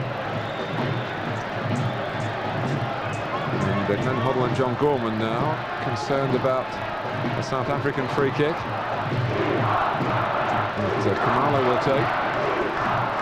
Mark Fisher's come up, Masinga, a real menace in the air, Tinkler as well. And that's Fish. And that was Masinga, and the arm's gone up to suggest the referee's seen that as dangerous play. Masinga with eyes on the ball, but have other ideas, I would suspect. I can't see too much wrong with that. Well, he's offside. Scholes. Only in right in the middle. Deflects off Toby. Straight to Arense. Paul Scholes got away on the England right. That's the first time in a while that England's broken that space down the right-hand side. He didn't have many options in the box. You're not in right. It was a very difficult ball for him to find him. Keogh. Lefty there in front of Skosana. Beckham. Martin Keown had continued into South African territory. Looking to pick the right pass. It's a safe and sensible one for Beckham. To Scholes. Gascoigne is on the move close to him. Batty coming from deeper. 18 minutes to go. And looking to get back in front at Old Trafford with Scholes, with Ian Wright. Well, that's Ian Wright. Defended very well indeed. Very good defending. That's Ian Wright. I thought he was, when he's played the ball, I thought he was offside, but he certainly wasn't. Another great run from Ian Wright. The defender's done well to get back in. But England have the corner. The home supporters sense that there might be something to cheer coming up here. Fish challenged by Keogh not once but twice. Batty trying to get it to Pearce, but he didn't get enough on the header. Skosana. England chasing back. Moeti's pass. Mosquera. Tinkler.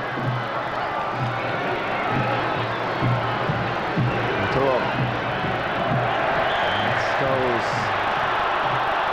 did get a piece of the ball. We got up some of Tinkler as well. And the free kick deflected off Moeti. How can that be a foul? That's a lucky break for England, that they might really turn into something if they can counter-attack quickly here. South Africa have regrouped, having pushed on, expecting the ball to be pushed more towards Nigel Martin's penalty area than towards the goal guarded by Arense. Lee.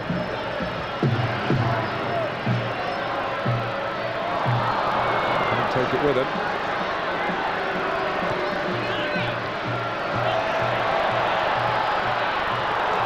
Scholes. Well, he does strike the ball so swiftly. His eye for goal has been very conspicuous in the couple of years that he's been in and around the Manchester United senior side. And it did sit up lovely for him. Just sat up lovely there from his strike. A little bit wild. Phil Neville, when he was on the right-hand side, was certainly very prominent in the England team. And on the left-hand side, I thought Graham Rousseau was a little bit quiet. It'd be interesting to see if Phil Neville can be as forceful down this side as he was on the right.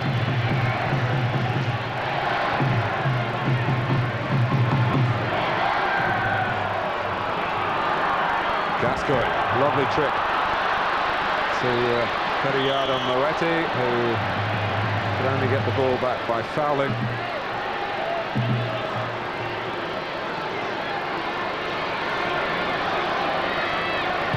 Gascoigne takes the free kick. Scholes. Ian Wright!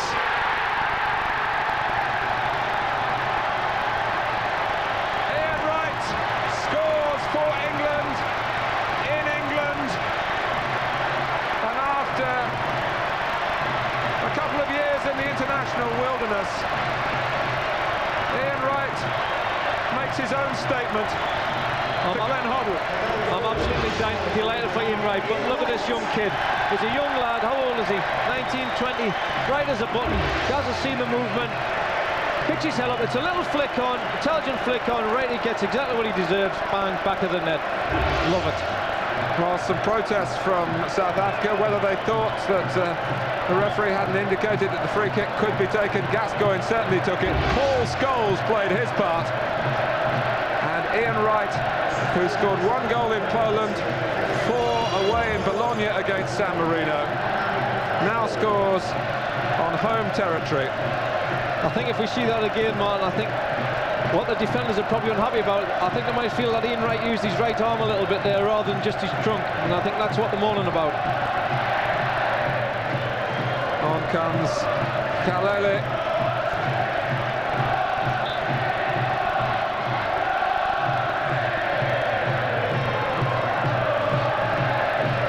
But it's a goal in keeping with Ian Wright's performance, given the chance to start for his country again. Now let's just look at the flick on from Scholes here. It's his right arm. Control. That's what they're whinging about. To be fair, looking at that, it was handball, wasn't it? It's a goal now, too late. And the Ian Wright supporters will say, well, maybe he deserves a touch of luck. You can't argue with that. In an international in front of goal, but South Africa feel they can argue with it, and as the replay shows, they might have had a case. Gascoigne wanted too long. This is the stage of the game where people are going to be looking at Gazza now to see if he tires, whether he can carry on the pace he has been through the rest of the game. Neville. Well, when they went behind the first time, South Africa, their response was of very good competitors. And they're looking to hit back again with Phil Masinga. Going a long, long way, but not all the way. Stuart Pearce sorted that. Well defended, Stuart Pearce. David Batley's back there, biting on his heels, and allows Stuart Pearce to get in the talent tackle. Moshweo. It was offside. It was a very, very late offside. I suppose the assistant just reacted when he realised that Skosana was in an active position. Your vote for man of the match, 0891 11 1101. Give us a call.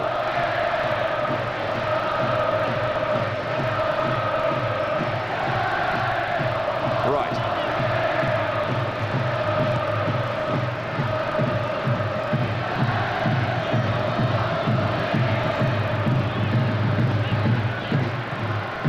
Beckham. Lely, who's known as the super sub of the South African setup. Very rarely gets a start, although he was considered for the job that eventually was given to Moetti by Clive Barker today. Trish. Lely over Tinkler.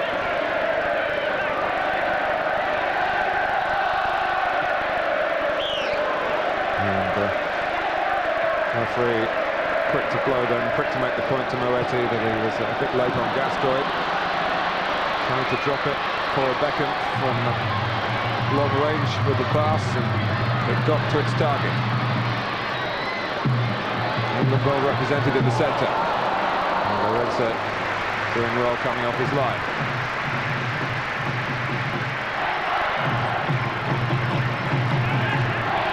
Kalele and Tinkler.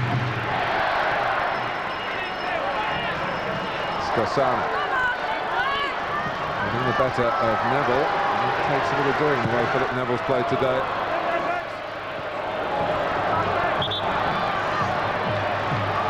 Well, must have just gone out and bent back in again. That England goal certainly hasn't dented the spirit. They're still fighting there and trying to be positive. I don't think they'll just fade and wilt away.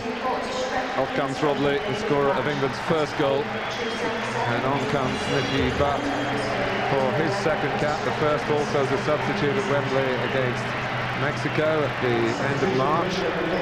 Butt had to pass a fitness test yesterday afternoon to prove his availability. And the Manchester United representation increases furtherfold. Haven't got Scholes, Beckham, Butt. How many more have they got on the bench? There's Andy Cole still. Some club, that Manchester United. Their youth team manager is sitting very proud.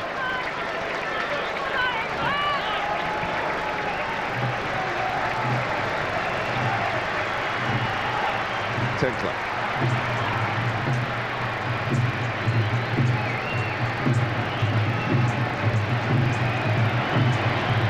Radebe. Schwab. And South Africa come back a second time.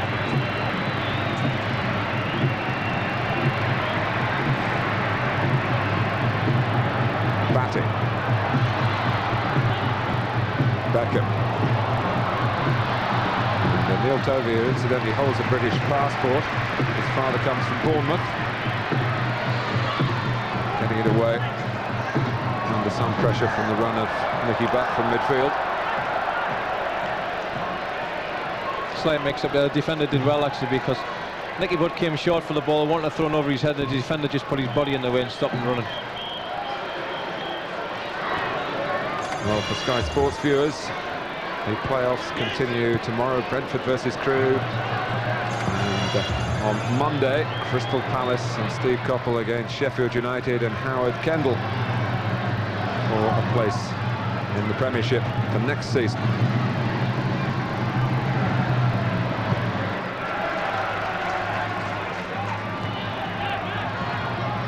Jaleli. Now Moeti. Jaleli again, but dispossessed neatly by Butt. Great tackle. Right, and Moeti collided. And Gascoigne saw that, but he wasn't going to be the one to put it out of play. Rattled a few brain cells in there.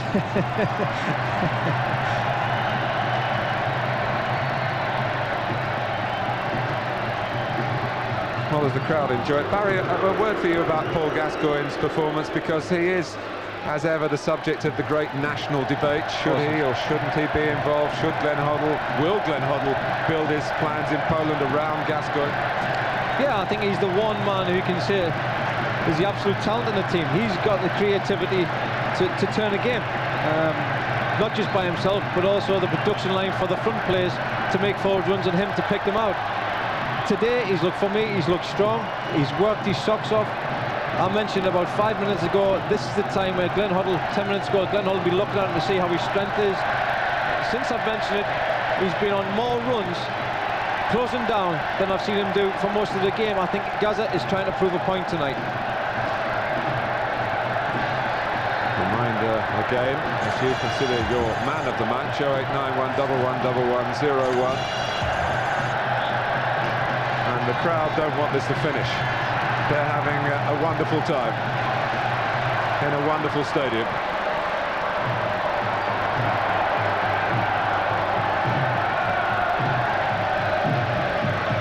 Batty.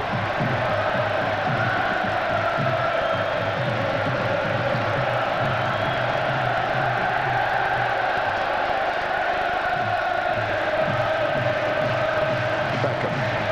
England fortified again by going in front again. And Nigel Martyn well out, and in the end well cleared. Kalele, closed down by Butt. Hustling on with Moeti. And he's a great little competitor, Nicky Butt. He's got plenty of assets, but his natural way is to go and get that ball back. Masinga. Gascoigne still going strong. But Mashre was able to catch him up. Matuang. Crisply forward by Keown. Gascoigne wanting to go the distance here. And Glenn Hoddle wanting that from him. 5 minutes left. Scholes.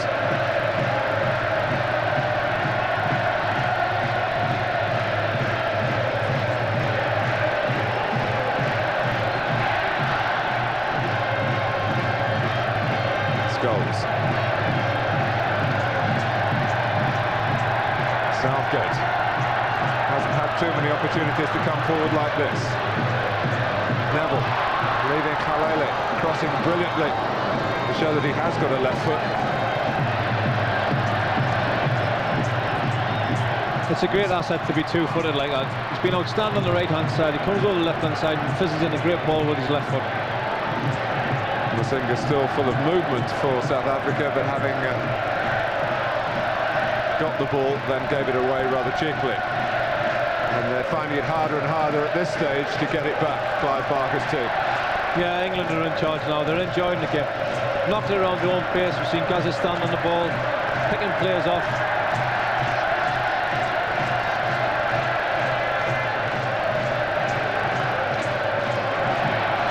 South Africa certainly haven't been embarrassed today, and they've showed plenty of fighting spirit after a very quiet opening 20 minutes. Caused England a few problems without actually making Nigel Martyn work too hard. Gascoigne. So Radaby who read it.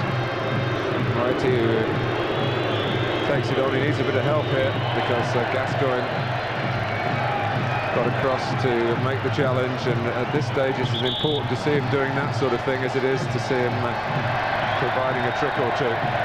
It's a part of the game that Gaz didn't find comes easily to him. It's not natural for him, but it's great to see him doing it.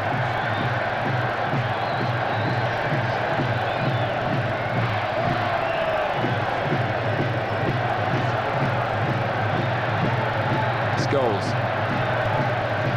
England have had great support in Manchester today. And the team trying to respond to it with Gascoigne and Butt. It even started so well with the terrific respect that was shown here to the South African national anthem, which is not something we've seen on similar occasions to other nations visiting Wembley on a regular basis.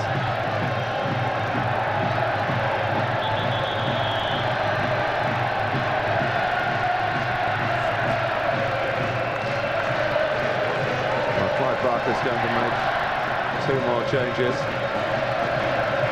Linda Buthelezi is coming on, and Sean Bartlett. Philemon Masinga is the striker who gives way for Bartlett, who will certainly go and play up front. And Tinkler departs. Both the players who've gone off will be expecting to play tomorrow in Italy. They've had a good workload here today, and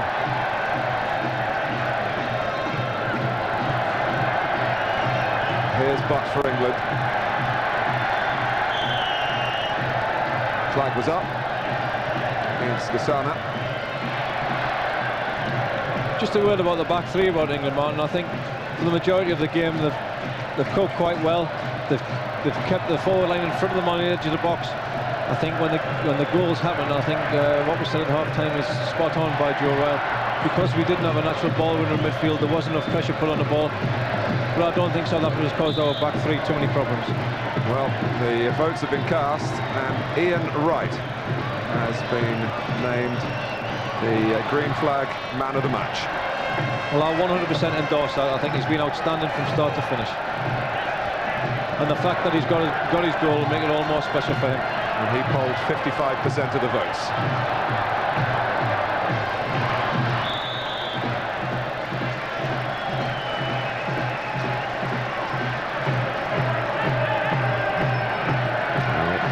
2 minutes to go in Glenn Hoddle's mind, taking into his account the likely time to be added on by the Swedish referee, who's not had a difficult task, but I suppose will be called into question over the way Ian Wright controlled the ball for what now appears to be the winning goal.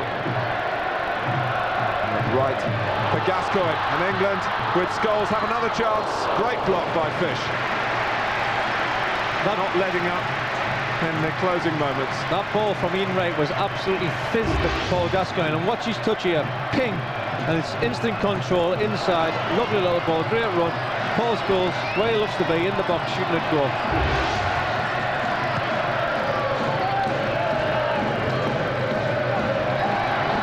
Moretti.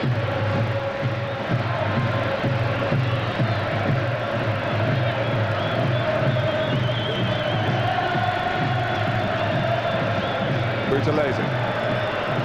Now Fish. England trying to regroup and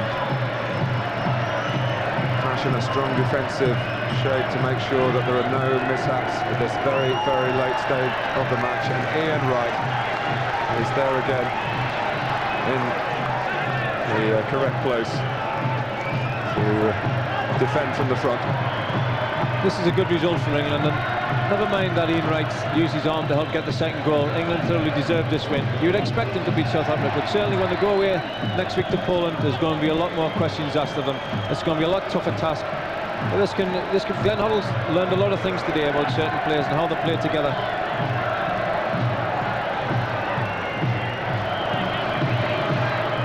Pearce.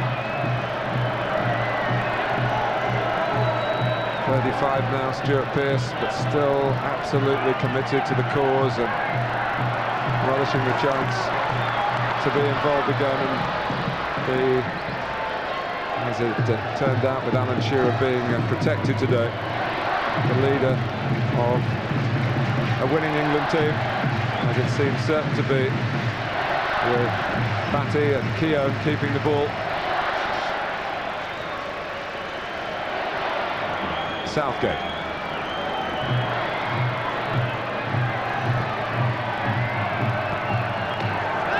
Gascoigne, that's going to be a yellow card for Butalese, who's only been on the field a couple of minutes. And certain England players coming around the referee, Pearce and Wright, arguing Gascoigne's cause here. It was a bit unnecessary, although South Africa desperately needing to get the ball to try and get a chance of an equalising goal. Barry?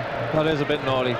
Well, we spoke about Paul Gascoigne. He's been on the ball from start to finish, and if his legs were heavy there, he would have been hurt a lot worse than he has been, because he was bright enough and lively enough to skip away from the challenge.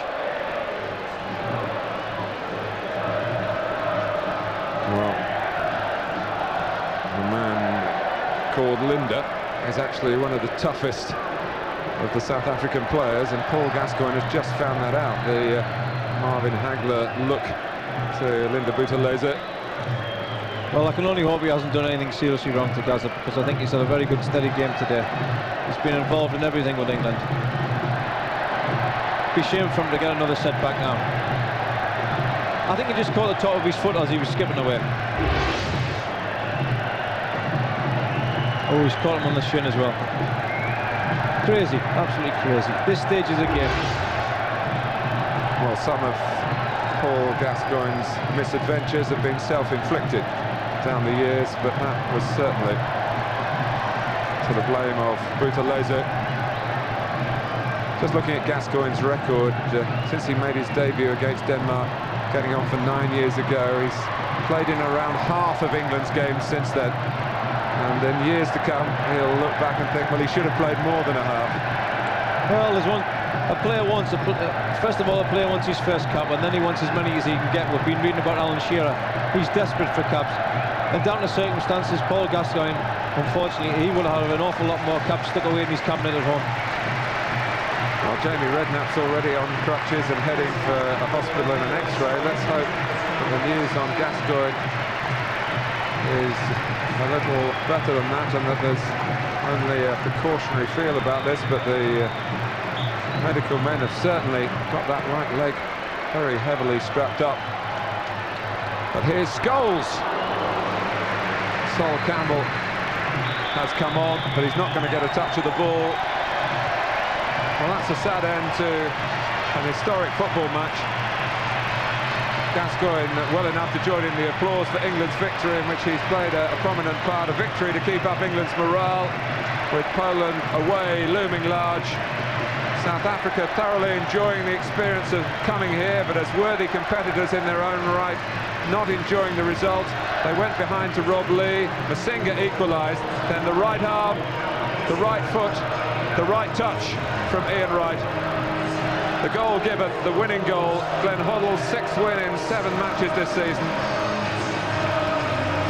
On a wider front, it's another symbol of South Africa's emergence from those long and painful years of sporting exile, and we should all be grateful for the change in circumstances that has made this occasion possible. And it's finished at Old Trafford, where we'll remember for a long time the atmosphere created by this tremendous crowd, and we'll remember Ian Wright's performance. England 2, South Africa 1. And there's plenty to come from Old Trafford yet. We'll get the thoughts of Joe Royle very shortly on an historic day. Also from Barry Venison on developments at Southampton today. Graham Souness went first, Laurie McMenemy resigned this afternoon. More on that later. And reaction from England's win here at Old Trafford.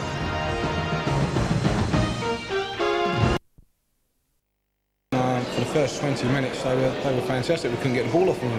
We was thinking to ourselves,